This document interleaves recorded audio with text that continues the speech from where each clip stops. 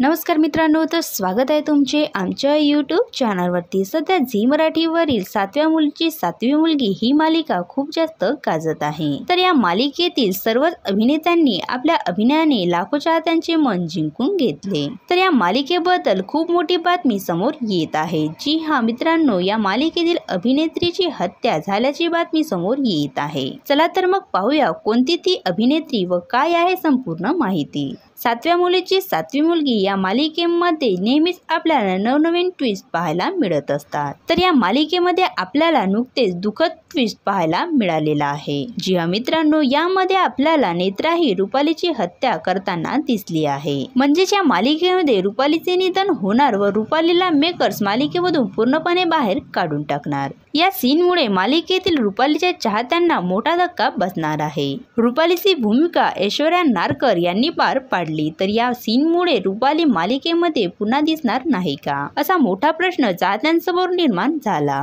तसेच या दुःखद ट्विस्टमुळे ही मालिका आपल्याला वेगळ्याच वळणावर जाताना दिसत आहे। तुम्हाला मालिकेतील दुःखद ट्विस्ट पाहायला आवडेल का? व तुम्ही 7व्या मुलीची 7वी मुलगी या मालिकेमध्ये रुपालीच्या अभिनयाला किती मिस करता हे आम्हाला कमेंट्स करून नक्की सांगा। व असेच नवनवीन व्हिडिओ पाहण्यासाठी आमच्या यूट्यूब चॅनलला सबस्क्राईब नक्की करा। धन्यवाद।